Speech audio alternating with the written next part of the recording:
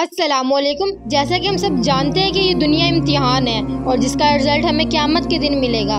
मगर अब सवाल ये उठता है कि हमारा सिलेबस क्या है जिसको हम तैयार करके पास हो सकें। कब्र और क़यामत मजाक थोड़ी है। कम से कम अगर मैं अच्छी स्टूडेंट नहीं बन सकती, टॉप नहीं कर सकती, कम से कम मैं पास तो हो सकती हूँ। इतनी प्रिपरेशन तो करूँ ना मैं कि पास हो सकूँ और क़यामत के दिन रिजल्ट अच्छा आ जाए। तमाम स्टूडेंट मुझसे मुत्तफिक होंगे कि जब भी हमको दुनिया में इम्तिहान देते हैं कि अगर हम टॉप नहीं कर सकते, कम से कम हम इतनी प्रिपरेशन तो करते हैं उस सिलेबस से कि पास हो सके।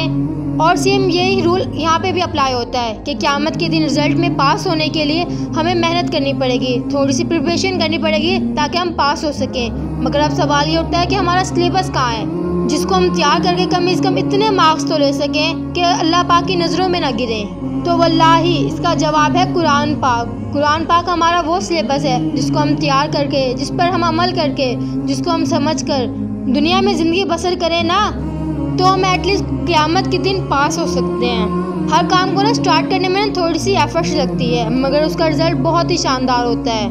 तो आज से अपनी आहिस्ता आहिस्ता प्रिपरेशन करना स्टार्ट कर दें ताकि क़यामत में पास हो सकें और अल्लाह पाक की नज़रों में ना गिरें।